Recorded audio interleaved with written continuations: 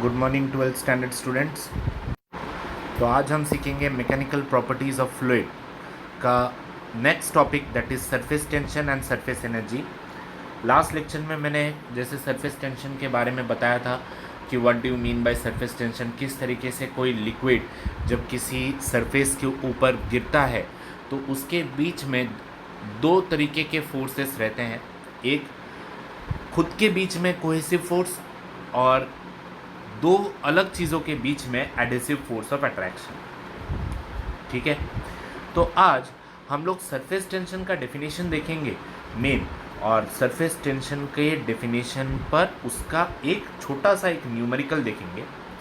ठीक है, और मैं कुछ लिक्विड्स के सरफेस टेंशन के बारे में बात भी करूंगा और उसके अंदर उसके कंटेंट्स भी बताऊंगा, और सरफेस एनर्जी के बारे में भी हम लोग इसी लेक्चर के दौरान डिस्कस करेंगे। ओके, तो शुरू करते हैं सबसे पहले सरफेस टेंशन के बारे में। तो सरफेस टेंशन को अगर मुझे प्रॉपरली डिफाइन करना हो तो let us consider circle, indirectly एक मॉलिक्यूल ले। मैंने यहाँ पर एक लाइन ड्रॉ किया, centre P and Q, and all the surface tension forces will be experienced in tangential manner. मतलब ये जो लिक्विड है वो इस तरीके से फटेगा, मतलब इधर लेफ्ट साइड में इक्वल फोर्स, राइट साइड में भी इक्वल फोर्स। ठीक है, यूनिक बेसिक्स पर। तो इस लाइन ऑफ फोर्स को इनडायरेक्टली हम सरफेस टेंशन बोलते हैं, और ये डिपेंड करता है कितना बड़ा मॉलिक्यूल है, कितने लेंथ का मॉलिक्यूल है और कितना फोर्स उसके अंदर पैदा हो रहा है। ठीक है, तो डेफिनेशन ऑफ सरफेस टेंशन हमारा यहाँ पर खड़ा होता है। लिखो डेफिनेशन ऑफ सरफेस टेंशन, लिखो surface tension is defined as the tangential force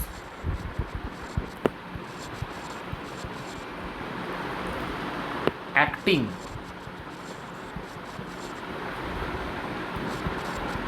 per unit length on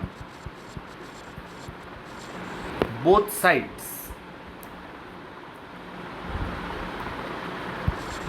of an imaginary line drawn on free surface of liquid. Okay, तो surface tension is defined as tangential force acting per unit length on both sides of an imaginary line. देखो tangential force लग रहा है, ये imaginary line draw किया हमने, और यहाँ पर दोनों तरफ मेरे टेंजेंशियल फोर्स लग रहे हैं। ठीक है ना, तो therefore it's formula is T equals to force per unit length. ये हमारा सरफेस टेंशन का मेजर फॉर्मूला। ठीक है, तो फोर्स का SI यूनिट क्या है? न्यूटन, लेंथ का मीटर। तो SI unit of surface tension is क्या बन जाएगा? न्यूटन पर मीटर। करेक्ट ना? तो SI unit of surface tension क्या बन गया? न्यूटन पर मीटर। तो इसका डायमेंशन ले लो, L0 m1 T⁻²। Okay, okay, next let us consider a numerical example. लिखो a beaker of radius 10 centimeter is filled with water. Calculate the force of surface tension on any diametrical line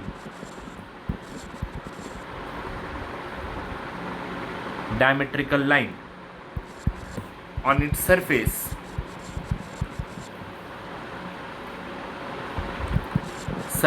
tension of water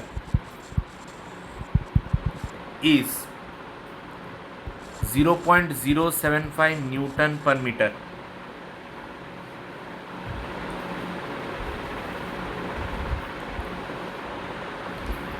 okay, तो देखो एक beaker है जिसका radius कितना है 10 centimetre. वो किससे फिल किया हुआ है? वाटर से पूरा फिल किया हुआ है।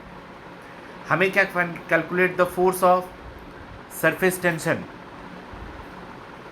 ठीक है ना, फोर्स निकालना है। Force of surface tension on any diametrical line if the surface tension is of water is 0.075। हमने अभी क्या फॉर्मूला देखा? T इक्वल्स टू F/L, यही फॉर्मूला देखा हम लोगों ने, T इक्वल्स टू F/L। तो T मतलब क्या? सरफेस टेंशन, उसका वैल्यू दे दिया है इन लोगों ने 0.075 न्यूटन पर मीटर। फोर्स हमें निकालना है और लेंथ हमें दे दिया है, रुको कितना दिया हुआ है यहाँ पर, 10 सेंटीमीटर, करेक्ट कि नहीं? अब यहाँ पर एक ट्रिक है, 10 सेंटीमीटर लेंथ। अब जब टेंशन, अभी मैंने लेक्चर के इसमें क्या बताया कि टेंशन किधर कैलकुलेट होगा? दोनों तरफ के टेंजेंशियल फोर्स के साथ कैलकुलेट होगा। तो मुझे ये दोनों तरफ का 10 सेंटीमीटर मल्टीप्लाई करना पड़ेगा। 2 इंटू 10 इक्वल्स टू कितना हो गया? 20 सेंटीमीटर। लेकिन सेंटीमीटर में आंसर नहीं चाहिए, मुझे मीटर में चाहिए। तो 20/10⁻², मतलब 20 इंटू 10⁻² मीटर, पर ना 100 से डिवाइड करेंगे तो मीटर आता है, करेक्ट ना? 1 metre equals to 100 centimetre, correct? तो F इक्वल्स टू क्या फॉर्मूला बनेगा? TL, क्रॉस मल्टीप्लाई कर लिया। तो F इक्वल्स टू 0.075 इंटू कितना आया? 20 इंटू 10⁻², करेक्ट? इसको अच्छे से लिखते हैं, 75 इंटू 10⁻³ करेक्ट ना?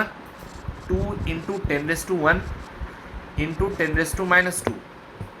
तो F इक्वल्स टू 75 2 ज़र 150 इंटू 10⁻³ और +1 -2 मतलब 10⁻⁻4, करेक्ट कि नहीं?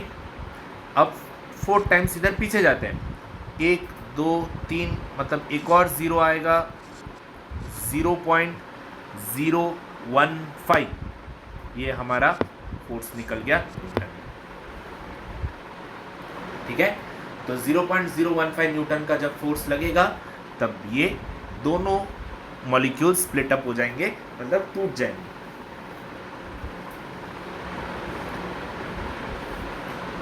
क्लियर? तो देखो मैं तुम्हें कुछ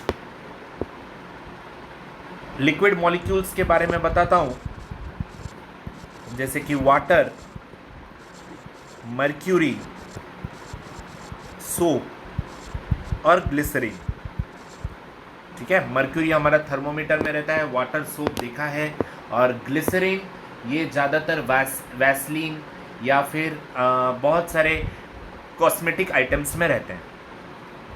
तो इनका सरफेस टेंशन का वैल्यू तुम्हें याद करने की ज़रूरत नहीं है, बस मैं तुम्हें ऑब्जर्व करा रहा हूँ। 0.4355, 0.025, 0.0632। किसका सबसे ज़्यादा लग रहा है? कौन सा सबसे पतला है यहां पर, ये सबसे पतला 0.07। फिर कौन सा लग रहा है सबसे पतला 0.06 ग्लिसरीन, फिर सोप एंड लास्ट में मर्क्यूरी। ठीक है, इसलिए मर्क्यूरी थोड़ा गाढ़ा रहता है, सरफेस टेंशन उसका ज्यादा है। बराबर। नेक्स्ट सेकेंड टॉपिक, अब हम देखते हैं second topic that is called as surface energy. ठीक है, तो इस टॉपिक में हम लोग सरफेस एनर्जी के बारे में डिस्कस करेंगे। लास्ट टाइम हमने एक कंटेनर लिया था और इसको पानी से फिल किया। यहां पर बनाया था मॉलिक्यूल ए, यहां पे बनाया था जस्ट नीचे मॉलिक्यूल बी, और यहां पे बनाया था मॉलिक्यूल सी। इसके चारों तरफ कौन सा फोर्स लग रहा था, कोहेसिव, बराबर, क्योंकि सारे चारों तरफ लिक्विड मॉलिक्यूल है। इसके तरफ भी कोहेसिव फोर्स, बराबर, लेकिन इसके तरफ हाफ में क्या था, हाफ था एडहेसिव और अंदर था कोहेसिव। लेकिन दोस्ती कोहेसिव जीत जाती है एडहेसिव के सामने। ठीक है, तो ये लिक्विड मॉलिक्यूल भी नीचे ही आएगा। ठीक है, तो इस तरीके से हर लिक्विड मॉलिक्यूल कोशिश करता है कि वो ऊपर पहुंच जाए। ठीक है, घूमे और वो ऊपर पहुंचे, सबको ऊपर जाने का मन है। तो उसी तरीके से लिक्विड मॉलिक्यूल को भी ऊपर जाने का मन है, राइट। तो इन सारे लिक्विड मॉलिक्यूल्स को जब ऊपर जाना हो, ठीक है, तो वो क्या करेगा, एनर्जी स्पेंड करेगा, वर्क डन करना पड़ेगा, राइट कि नहीं। उस एनर्जी को स्पेंड करते हुए सरफेस पे पहुंचने के लिए जो एनर्जी स्पेंड होगी उसको हम लोग क्या बोलेंगे, सरफेस एनर्जी। क्या बोलेंगे, सरफेस एनर्जी। तो अब मैं तुम्हें एक प्रैक्टिकल फिजिक्स बताता हूं, ये सब लिक्विड मॉलिक्यूल ऊपर जाने की कोशिश क्यों कर रहे हैं। ठीक है, अब देखो इसी पानी को, ठीक है, पानी को अगर मैं टेबल पर गिरा दूं तो क्या ये पानी ऐसा ऊपर ऊपर लेयर बनते हुए ऐसा बनेगा क्या, नहीं, ये पूरा फैल जाएगा, है या ना। मतलब फिजिक्स क्या बोलता है, लिक्विड क्या बोलता है, लिक्विड के मॉलिक्यूल्स क्या बोलते हैं कि लिक्विड का मॉलिक्यूल जब किसी सरफेस पर गिरता है तो वो अगर पहले इतना रहा तो और बड़ा बनते जाता है, जितना ज़्यादा लिक्विड है फैलते जाता है, करेक्ट, अपना साइज बढ़ाते जाता है। तो हर मॉलिक्यूल को ऊपर आके अपना सरफेस एरिया बढ़ाना है, ठीक है, लेकिन बढ़ा नहीं पा रहा क्योंकि वो कंटेनर में एनक्लोज्ड है। ठीक है, उन्हें फैलना है, उनको पोटेंशियल एनर्जी अचीव करनी है। ठीक है, तो हर लिक्विड मॉलिक्यूल को सरफेस के ऊपर आना है, वो पोटेंशियल एनर्जी अचीव करनी है और यहां पर फैल के चुपचाप बैठ जाना है। क्योंकि अभी उन लोग कैसे हैं, बंदिश में बंधे हुए, कंटेनर के अंदर बंधे हुए। ठीक है, अगर इस पानी को मैं गिरा दूं फ्लोर पे या टेबल पे तो ये पूरी तरीके से फैल जाएगा। ठीक है, और उनमें तब इन लिक्विड मॉलिक्यूल में किसी भी तरीके का मूवमेंट नहीं पैदा होगा। एक बार ये पूरी तरह फैल गया, अपना अपना पोटेंशियल एनर्जी जितना इसको एरिया चाहिए पूरा एरिया इसको मिल गया, तो और वो नहीं फैलेगा और वो रुक जाएगा वहीं पर ही, करेक्ट। तो सरफेस एनर्जी का डेफिनेशन हम लिखते हैं, यहां पर लिखो, work has to be done in order to bring any molecule from inside the liquid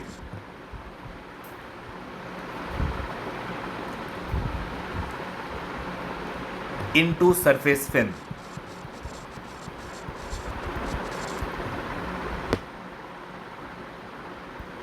the surface molecule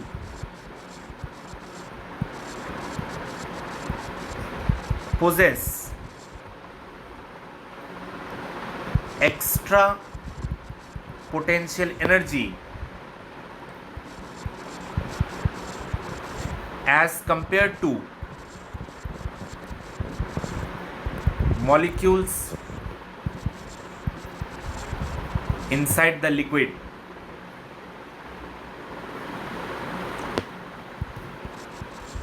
The extra energy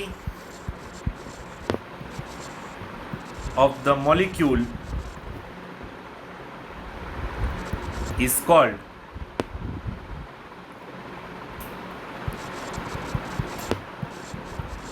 surface energy of the liquid.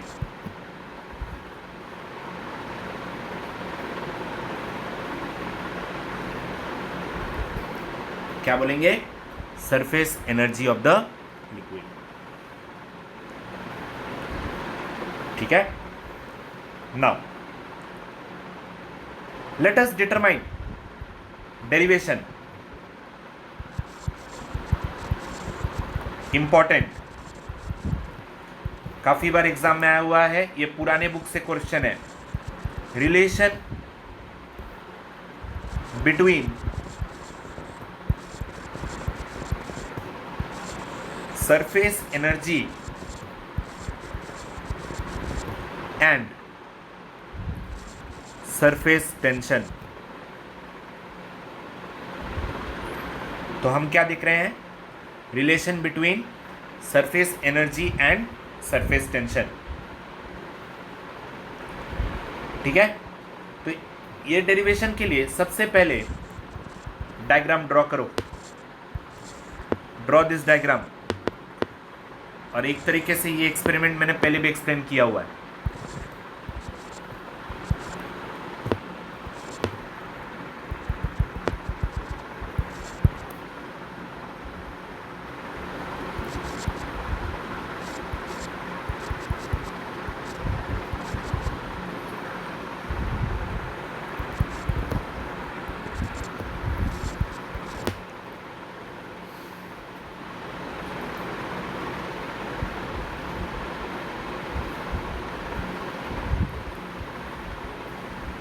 Okay.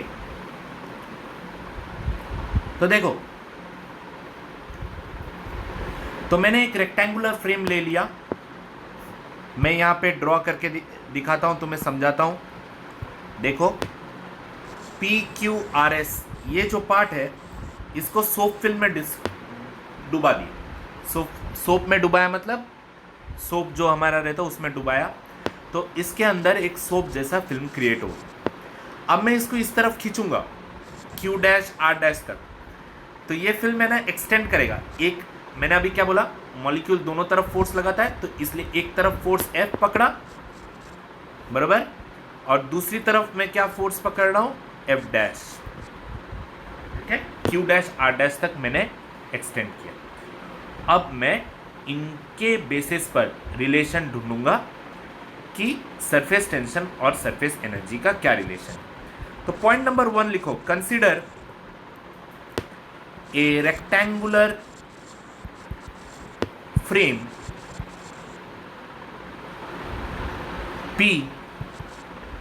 P dash S dash. इसको यहां तक and कर सकते हैं. It is fitted with movable arm QR. Correct है. QR को move कर सकते हैं. Second, the frame is dipped in soap solution. किसमें डिप किया इसको? सोप सॉल्यूशन में डिप किया. ठीक है. And taken out A film PQRS is formed. तो क्या बनेगा? एक फिल्म क्या बनेगा? PQRS आर एस, बराबर। नाउ पॉइंट नंबर 3 क्या करेंगे हम लोग? Let us move the point Q R to Q dash U R, Q dash R dash. Let us move Q R towards Q dash R dash, बराबर। If length of QR is L, then inward force acting is given by, अब देखो QR को मैंने क्या पकड़ा? L पकड़ा। ये पूरे का लेंथ को क्या पकड़ा? L पकड़ा। सपोज यहाँ पर L मॉलिक्यूल्स है छोटे छोटे, तो सब अपना टेंजेंशियल फोर्स लगा रहे हैं, करेक्ट। तो वो फोर्स किससे मिलेगा? दोनों तरफ। तो F equals to T into 2L, equation number 1। T into 2L मतलब टेंशन, जो टेंशन है, राइट, इंटू 2L मतलब दोनों तरफ, ठीक है ना। अब दोनों तरफ कैसे? Upper surface and lower surface, correct कि नहीं? ये मत समझो ये एल है और ये भी एल है, ये मत समझो। ये जो फिल्म बना, ऊपर एक फिल्म है और नीचे से भी एक फिल्म है, करेक्ट कि नहीं? अब बूंद बनता है, अगर इमेजिन करो कि हमने अगर उसके अंदर डाला तो ये ऊपर एक फिल्म बनेगा और नीचे से भी एक ऐसा फिल्म बनेगा। तो उधर से भी एल है और इधर से भी एल है। नाउ लिखो 4th point, film has 2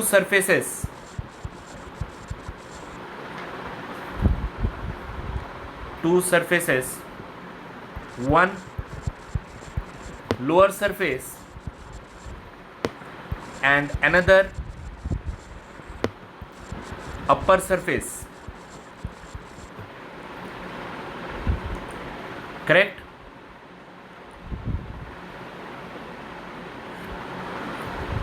Next, imagine an external force F dash, देख रहे हो, ऑपोजिट लगना ही है, अप्लाइड ऑपोजिटली, बराबर। सो हमें क्या मालूम है? वर्क का फॉर्मूला क्या है? Work equals to force into displacement, right. तो in case of small work, अगर मुझे छोटा कंसिडरेशन करना है तो dw इक्वल्स टू फोर्स तो सेम रहेगा इंटू dx, बराबर। f dash dx, f dash क्यों ले रहा हूँ यहाँ पर, या फिर f ले लो, f dx ले लो, जो भी फर्क ले, क्योंकि दोनों ऑपोजिट डायरेक्शन में है। f या f डैश दोनों का वर्क तो सेम ही होगा, दोनों तरफ ही फोर्स लग रहा है। तो dw equals to f dx भी ले सकते हो, कोई प्रॉब्लम नहीं है। f डैश dx भी ले सकते हो, राइट। तो f का वैल्यू हम लोग ने निकाला है, mark it as equation number 2, correct. f का वैल्यू निकाला है हम लोग ने T2L, substituting equation 1 in equation 2, तो dw equals to 2TL into dx, बराबर। इसको थोड़ा सा अरेंज करता हूं मैं, ठीक है। क्या करता हूं देखो, dw इक्वल्स टू t को इस साइड लेके जाता हूं इंटू 2L dx, और ये 2L dx क्या है? ये है area, 2L increase in area. देखो 2L dx, ये पार्ट दोनों तरफ से इंक्रीज्ड पार्ट, ठीक है, ऊपर से भी और नीचे से भी फिल्म जो इंक्रीज हुआ, बराबर। तो 2L dx, अगर मैंने छोटा dx कंसिडर किया है तो हम लोग इसको क्या लिखेंगे? T into dA, where dA equals to 2L dx. Correct? So this we consider as the work done. मैंने पहले ही बोला था मॉलिक्यूल क्या हुआ था यहाँ पे, ये रहे, याद है ये वाला part, work done to spend is called as surface energy, right? वही वर्ड लिखेंगे यहाँ पर भी, the work done is called as surface energy, बराबर? तो surface energy equals to tension into dA. This is the formula. Therefore surface tension को हम ऐसे भी लिख सकते हैं, therefore tension equals to surface energy by dA. Surface tension, इसको डिवाइड किया इधर, ठीक है ना, is defined as surface energy per unit area.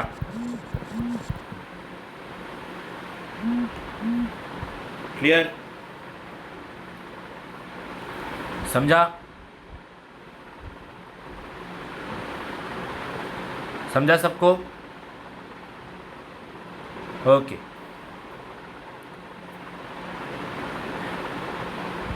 Relationship समझा? फिर से मैं एक्सप्लेन करता हूँ. देखो, मैंने एक रेक्टेंगुलर फ्रेम ले लिया, पी डैश एस डैश, जिसको सोप के अंदर सोप फिल्म के अंदर डाला. QR एक ऐसा आर्म है जिसको हम मूव कर सकते हैं. तो जब मैंने फिल्म डाला तो यहाँ पर एक फिल्म क्रिएट हो गया PQRS, जिसको QR को मैं मूव करके रख गया Q डैश R डैश तक.